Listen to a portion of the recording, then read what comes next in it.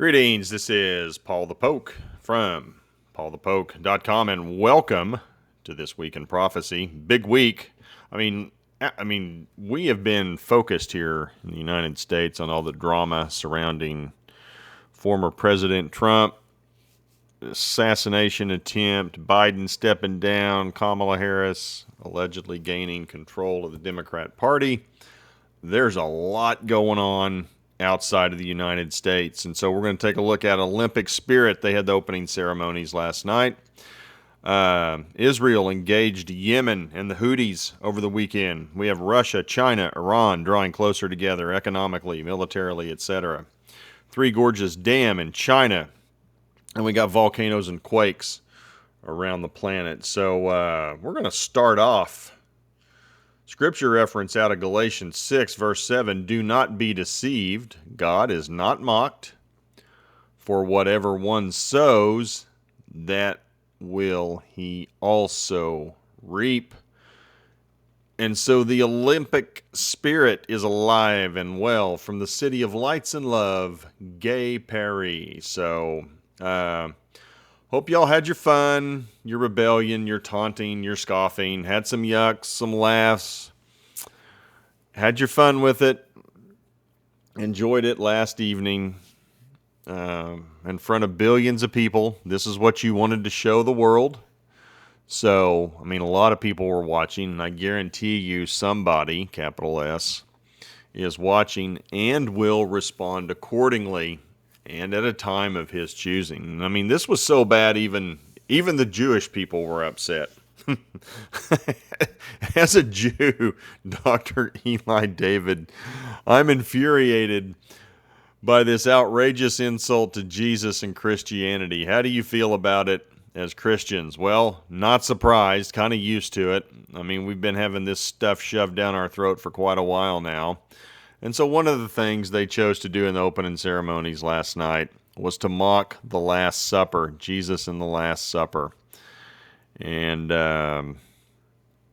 again, hope y'all have fun with it. I know you think you're being funny, and I know a lot of you don't believe in Jesus, and that's fine. That doesn't make him any less real just because you don't believe in it. He is a historical figure.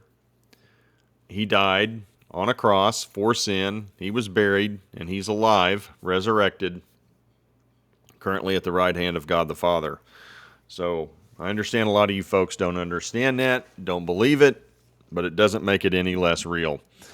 And that's the thing, people who don't believe, they don't like. It's the consequences. Oh, they don't like being responsible for their actions. Well, it's coming. Also, we made fun of the golden calf. Well, actually, you probably kind of thought that was pretty cool. Let's mix in some more apostasy here. So, go to Gene Taylor on X. Golden calf at the golden calf at the Olympics opening ceremony. Exodus 32. Golden calf represents idolatry, disobedience to God, apostasy. When the Israelites worshiped the calf, it symbolized their turning away from God to false idols. And that's exactly what's going on here. I mean, and they've turned away from God a long time ago. But now they're just kind of rubbing it in everybody's face. The story underscores the dangers of idolatry. And in France, Europe, frankly, they're secular. Humanism. They don't want to worship anything. They don't want any part of the Bible. They don't want any part of the Quran. It's all about humanity. And so this is their representation of humanity that they chose to show us last night. The story underscores the dangers of idolatry, the importance of remaining faithful to God, and severe consequences of abandoning his commandments. And I mean, what's so offensive? I mean, and I'll even do what you folks are doing. You want to set aside God, fine. What is so offensive about don't murder, don't steal, honor your parents, no coveting, no adultery? What's so offensive about that? I could see the adultery thing getting offensive to some people who don't believe in God, but the other parts of it, and even Jesus, love your neighbor. What is so offensive about love your neighbor? What's so offensive about don't steal from other people? Don't lie about them. Okay.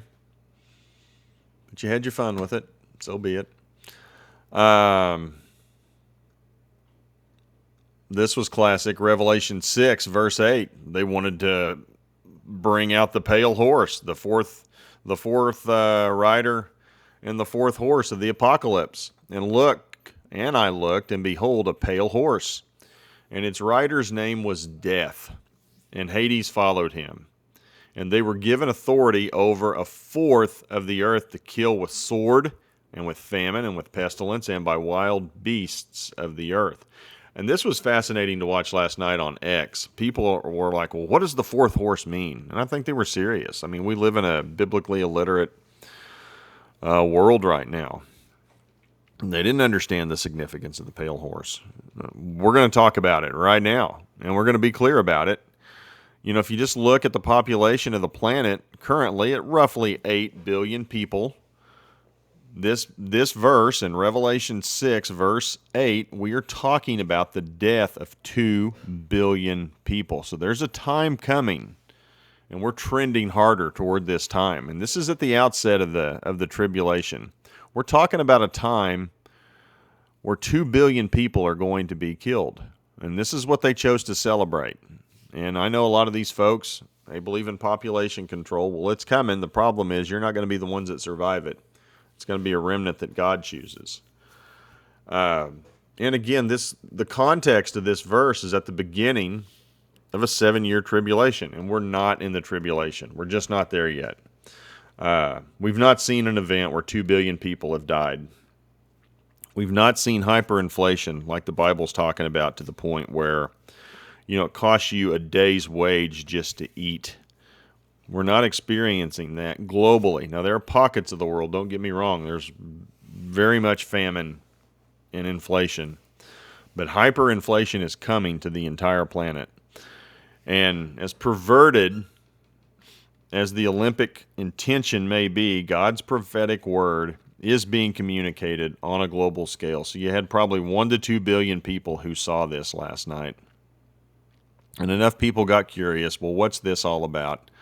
And they probably had a chance to learn about the 4 horsemen, the 4 horses of the apocalypse, and what that means. And so we'll take the time to explain that to people. No problem.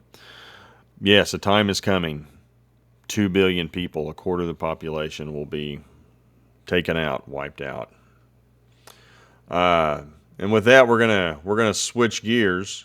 Israel is now actively fighting on 3 different fronts. The Gaza Strip against Hamas, mostly in the southern part of Hamas, toward the Egyptian border. Also, fighting missile activity has picked up in the northern part of Israel and in southern Lebanon against Hezbollah. And they're talking about that being ready to spread and escalate. And now in Yemen against the Houthis. All 3 of these entities are Iranian-funded proxies. So Iran is funding all 3 of these folks, keeping it going against Israel. And got involved in Yemen. The Houthis flew a drone into Tel Aviv and hit a building close to, or hit the U.S. Embassy. So either way, Israel responded. But the thing I'm most interested in as well is the Russian response. And so it begs the question, are they looking for a reason to attack Israel? And I would say yes. Also, economic is another reason. Scripture tells us that as well, as in Ezekiel 38. So the big question is more or less when. So, you know, getting back to the events of earlier this week, the Houthis took responsibility for a drone attack in Tel Aviv near the U.S. Embassy. And then Israel responded. This is from Vicegrad 24 out of Eastern Europe. 2 days ago, the Houthis in Yemen carried out their first ever deadly drone attack against Israel. Now, Israel has answered a missile strike against the Houthis. And so the largest port of Yemen now completely engulfed in flames. This was an oil gas port. They hit it multiple missiles. Here we got some satellite imagery by Maxar of the port of Al Hudaydah in western Yemen. So this would be off the coast of the Red Sea. In western Yemen, show how much of it is in total ruin after yesterday's strikes by the Israeli Air Force. Dozens of storage tanks filled with millions of gallons of fuel and oil still in flame. So this thing took a significant hit. And again, this would be on the southwest tip of the Arabian Peninsula in Yemen. And just to give you an idea of the amount of damage, I mean, it was impressive looking. They didn't miss, clearly hit it. So, again, links are provided for all of these things if you guys want to take a deeper dive, look into this a little bit further. Russia, not happy. Russia says it rejects Israel's use of force against Yemen. Again, Russia is becoming more vocal, speaking out against Israel and what they're doing. Russia accuses Israel of provoking Hezbollah to draw the United States into a regional war in the Middle East. Well, I don't know that we have any initiative to go do that as a country right now. Just barking stuff. This is from Iran Observer. Russia says it cannot remain an observer forever while Israel continues to escalate. Israel, not Iran, is interested in escalation. I cannot make this any more clearer. Russia will not remain an observer and will take its responsibilities. Look at Syria as an example. And that's Russian Foreign Minister Lavrov making this comment. So we've got him out talking. And then the economic ties continue to strengthen for ancient Magog. That'd be modern-day Russia. Persia, modern-day Iran. Sons of Sin, that'd be modern-day China. Iran's railway network is now connected to the railway networks of Russia and China. So, by rail, all three of these countries now have a way to get goods in and out of their countries to each other.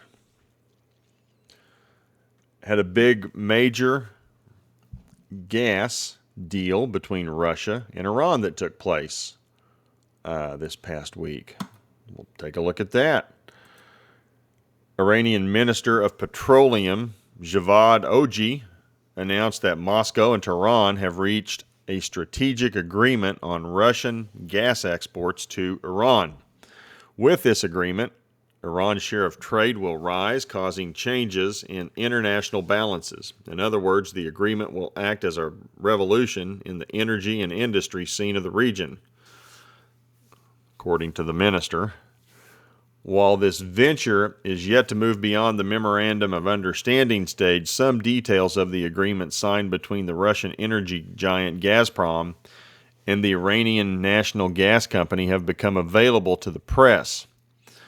Under the auspices of the deal, Iran may start receiving vast quantities of Russian natural gas, possibly up to 300 million cubic meters per day, or nearly 110 billion cubic meters per year, which is approximately 45% of Iran's current gas consumption and roughly equals the maximum output of the now defunct Nord Stream 1 and 2 natural gas pipelines. So they found a way to replace that loss to Europe, and they're going to Iran.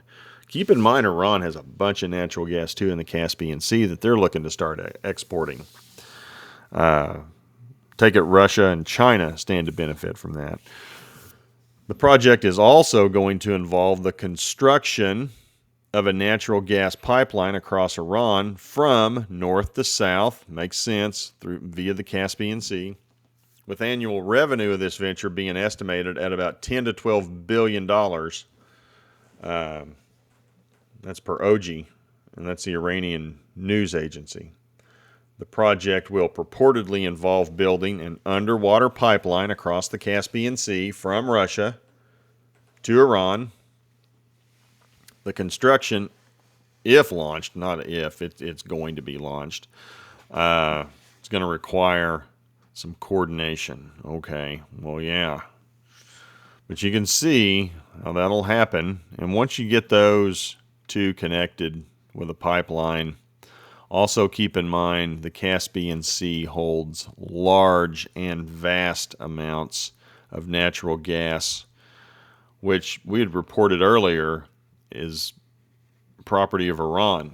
So these two now opened up full trading. It sounds like to me it's like, let's get this thing going from Russia to Iran while we develop what's down here in the southern Caspian Sea before we start exporting this back and forth. So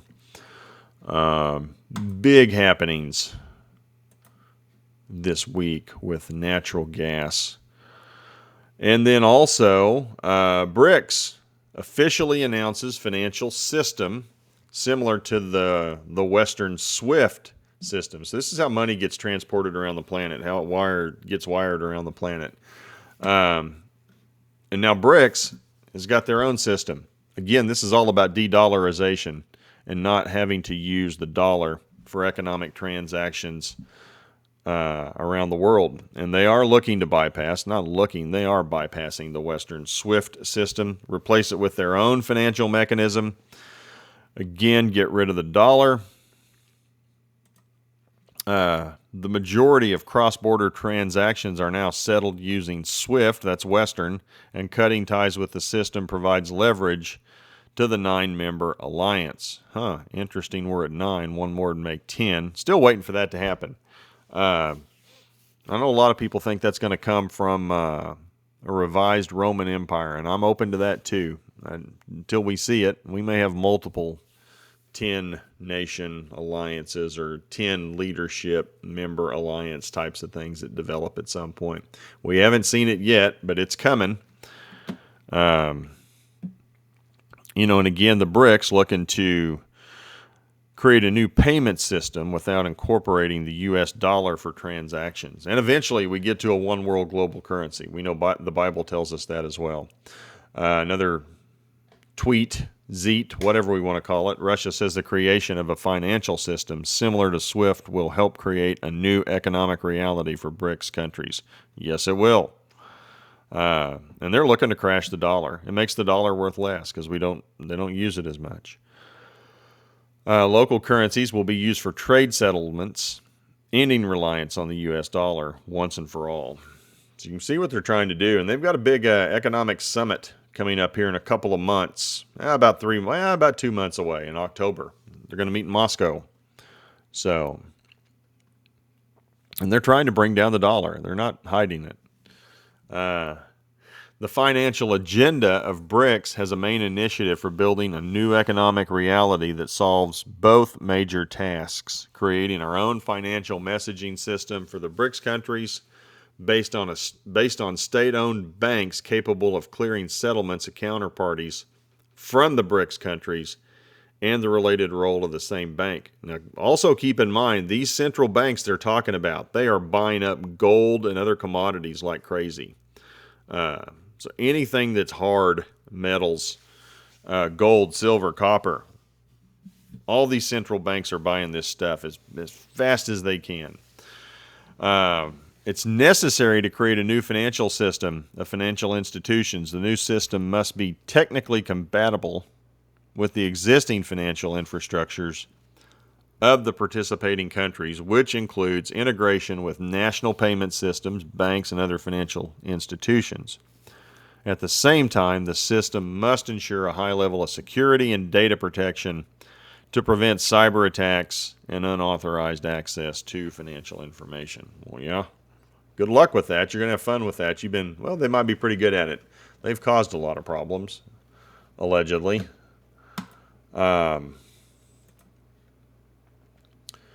With that, we're going to jump to Revelation 9, verse 16, and the number of mounted troops was 200 million. I heard their number. China, they got a little problem.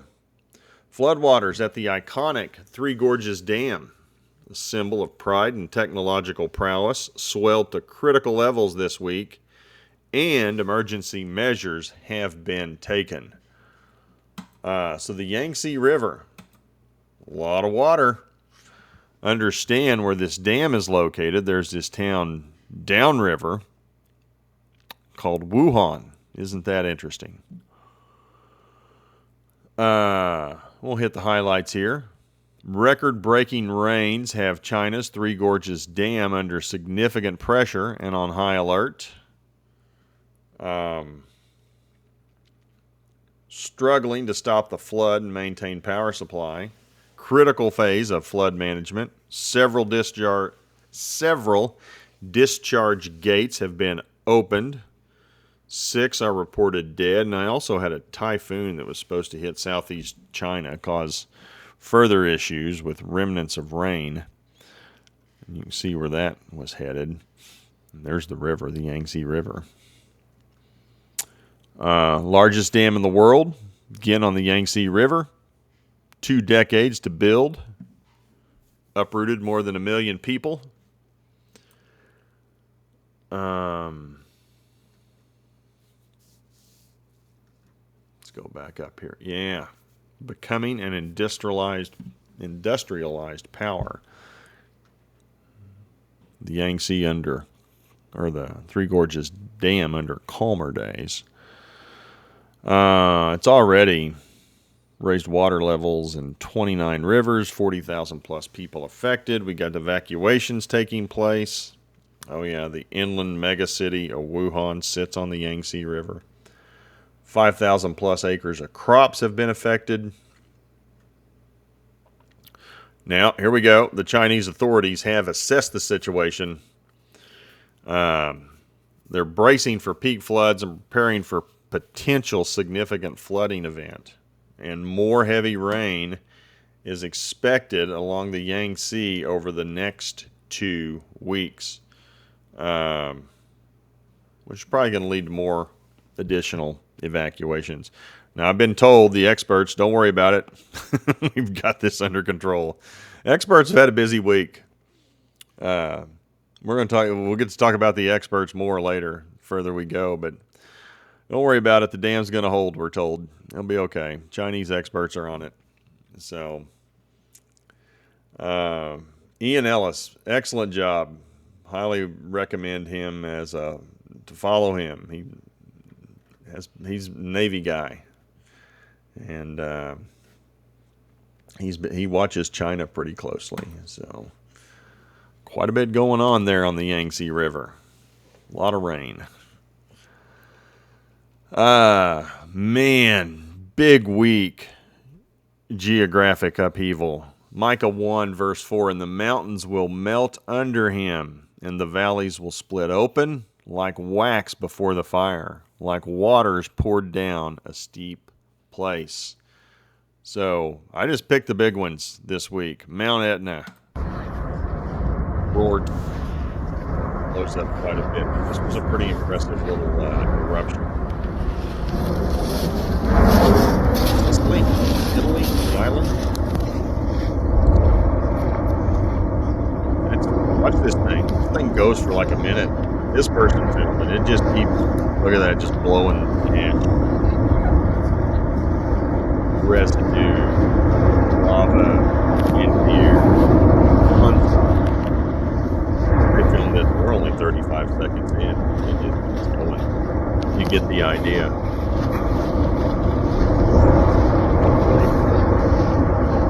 Now closer to home, in our case, onlookers run for their lives just the base of the ice erupts and explodes water and debris in the air. Yellowstone, Wyoming. Super volcano. We'll get to the bottom of this. Watch as wild and frightening footage capturing crowds of tourists and onlookers desperately fleeing from a hydrothermal explosion at the Sapphire Pool in Biscuit Basin, Yellowstone National Park, Wyoming. According to officials, experts again, the explosions occurred near Sapphire Pool, located just north of the famous Old Faithful geyser. The eruption sent a dangerous mix of steaming hot, boiling water, rocks, and other debris into the air, causing significant damage by destroying the surrounding boardwalk. I mean, so this little boardwalk, wooden structure, just got wasted. Yellowstone park rangers have since closed off the area to ensure public safety. Let's get this thing going. Witnesses described the scene as chaotic and terrifying, with many people scrambling for safety. As of now, it remains unclear if anyone was hurt during this event. Well, you know, this lasts about, somebody filmed this for a minute. Why somebody took the time to sit there and film this. Here's the aftermath. The little wooden boardwalk got messed up. Look at all this stuff. And this was nothing. This was a little geyser that sent some rock into the air. I mean, they're lucky that thing just didn't open up and blow. And then we just wouldn't have anybody to would have captured the event. But just keep moving. Why would you go back there just to check it out and see what happened? I don't get that. Get in your car and leave. Trying to help. Just trying to help. Look at all the cars over there across the way. Checking it out. Over 3 million people have seen this. It's pretty impressive. No injuries occurred. Biscuit Basin Geyser had a hydrothermal explosion, but major damage has been reported to the surrounding boardwalk. So this little wooden boardwalk just got smoked. Okay. Yeah, me too. Glad it wasn't the super volcano. I don't get people. Anyway. So that's what. Oh, and we got more. I'm sorry. I was about to finish this up. No, we've got more. Quakes in various places, said Jesus. This time, northern Chile. This area is home to copper and lithium mines. So all you greenies out there, home base got hit pretty hard. 1 death was reported, mostly rock slides. Otherwise, not a lot of damage was reported, appeared to be limited. From a 7.3 magnitude earthquake, northern Chile. And again, I pretty much focus on 7.0 or greater at this point. And there's lots of stuff less than that in the 6s and below that are happening all the time. All the time. I did not include this, but for those of you who are interested, over here in the right column, Prime Minister Netanyahu of Israel, from the beginning of the war, I made it clear that Israel will act against all attackers, which is why we struck the Houthi targets in Yemen yesterday in response to the deadly drone attack near the U.S. consulate in Tel Aviv. If you do want to listen to his comments, those are available as well. So, you know, outside of the drama going on with our elections here in the United States, there's a lot taking place this week. So just thought I'd share. Please feel free to share with others. Getting closer to the fall feasts. I think we got the 9th of Av coming up in August. Get ready. Here we come. This will close out. I think this is like as the Essenes keep track, we're a Shemitah year. Next year will be a Jubilee year, again, as the Essenes track time, which I find fascinating. You know, one of these calendar systems is right, I would hope, you would think, and they may all be wrong as far as how God marks time. But next year, beginning in the spring, it would be a Jubilee year as the Essenes mark time, which means it's possible, just based on reading the language of the Bible, stands to reason a resurrection rapture event could occur in a Jubilee year. So, and again, that's a lot of ifs and buts and so forth, but eventually it's going to happen. So we'll see. Anyway, appreciate you guys following along. Please feel free to share with others. Have a good one. Take care. Bye.